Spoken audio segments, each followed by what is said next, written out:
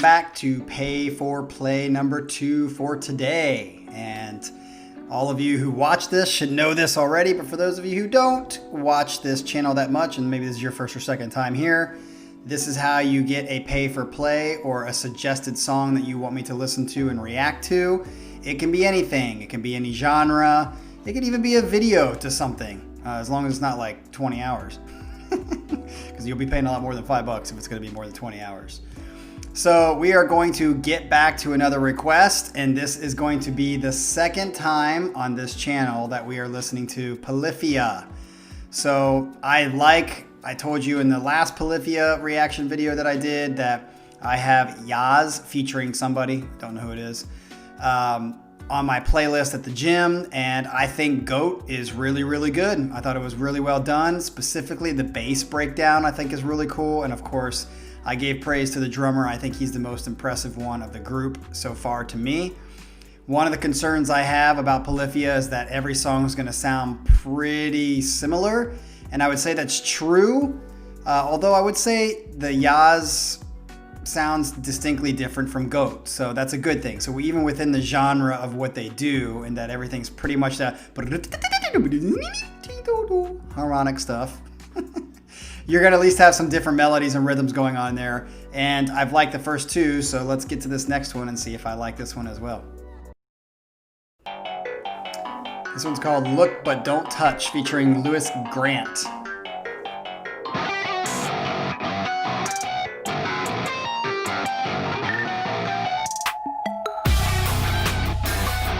The breakdown. Ooh, I like that.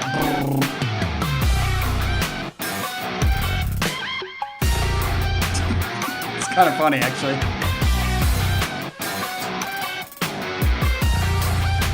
This is the quirkiness that I said I could see coming from this band.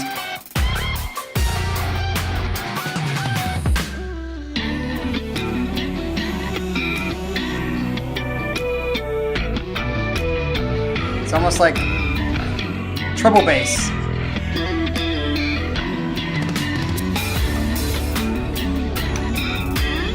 Ugh. Tide Pod.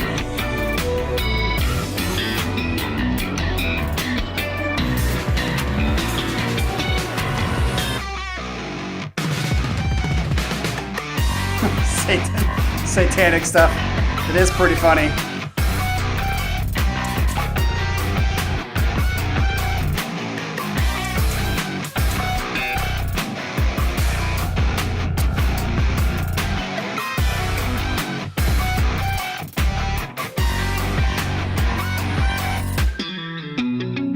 That's a nice switch there.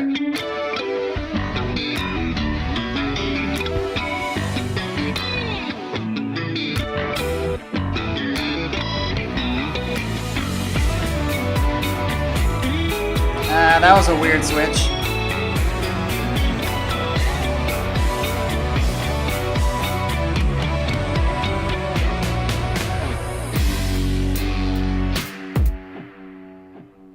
I feel like this is almost like a walk through different styles.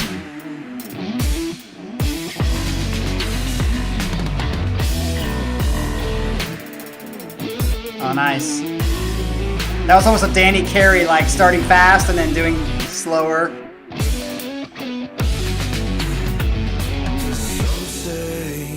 Singing? This is it. You could be anything, anywhere, but you still have something to miss. 'Cause some say, look but don't touch. So make sure that you've seen it, and that you've seen it enough. You've seen talking about strip clubs? Look but don't touch, but make sure you've seen enough.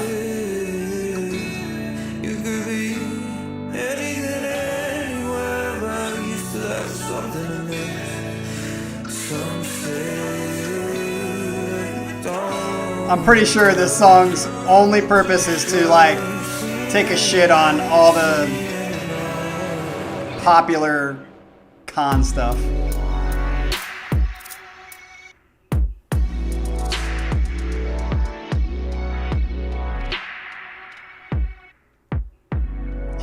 Look but don't touch. with a hooker, or not a hooker, a stripper swinging around a pole. That was definitely quirky. So in high school, I also had friends that were like this. One was named TJ Socher and the other one was named Matt Cooper. And I was a part of that. I was never the leader of that kind of thing, but I got caught up into it sometimes. And we did weird stuff like that I'm not even going to mention here. Everywhere from, I'm not even going to mention it, but it was definitely like the high school / college, early teens, late teens, like quirkiness, goofiness of trying to make fun of something and being funny. And I'll give this credit for it being very funny and quirky and like making a point.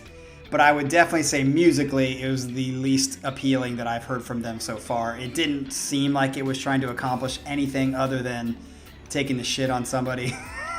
Not somebody, but some ideals or icons and stuff like that that we hold up in our society, which well played. But as far as musically, it didn't connect at all. It was just kind of random.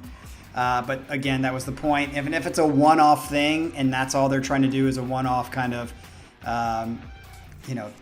messing around, kind of ha, then totally get it, totally cool, but it's not something I would listen to again. It does remind me, though, at the beginning, he was almost playing what looked like a treble bass because either he was tuned down or had more strings. I couldn't look at it as closely because it wasn't like really close, but he was definitely hitting the low note like a bass. And there's a thing called the treble bass, which is basically 4 strings of a bass and then a guitar, 6 strings. And I had this guy, which I've mentioned on this channel before. His name is Patrick Woods. I met him in college, and we were actually in this like cheesy Christian worship whatever band, and he was a Dream Theater fan as well. And he was the first guy that I ever saw play like percussive guitar, and I'm gonna show you a few clips here.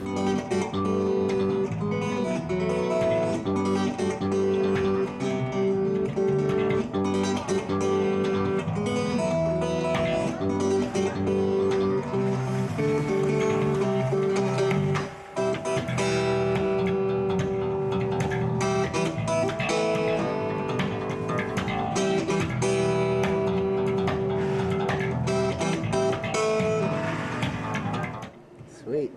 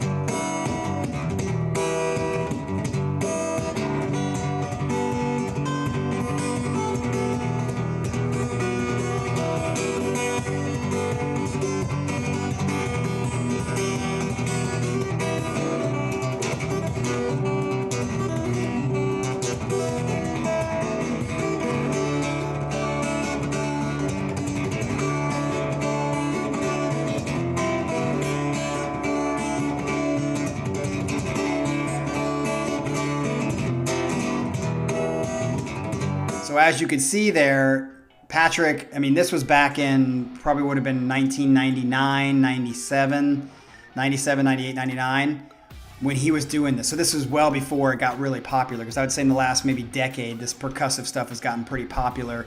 And I think Polyphia is basically combining this idea of percussive guitar with some licks, along with like trap music and like dubstep kind of feel, and combining those, which I think is cool. And I think it was the necessary end for percussive guitar music to kind of come together with trap music and that kind of club music. I think it's brilliant. I think it's good. It will have its time in the sun, but I think it'll eventually move on because there's only so much you can do with it. And in my opinion, of all the club music and dance music, I've always said I'm into hip hop, because hip hop has like soul and feel to it, tends to be lower in tempo versus like electronics, trance, that kind of stuff, which is basically just very repetitious. And I always say it's for the white people who can't do hip hop. dancing specifically, because it's really just, and it like just builds up, explodes, orgasm, then comes back, builds up, explodes, orgasm, builds up. And I feel like it's like there's only so much you can do with it before it gets way too repetitious. I would say this kind of music will have the tendency to be on that versus kind of the hip hop, which has repetition, but it has much more room to grow and to breathe, and I think it has more soul to it. So with that said, I still would be looking forward to hearing more Polyphia. If you have any suggestions, I'd be interested in why you chose this song. Was it just to like, haha, this is like the funny, quirky side of them that's kind of making light of certain things in our society? Or if you thought the music to this was very good. So in the comments below, I want to hear what you guys have to think too about this song, because to me it seems like it wasn't about the music in this one.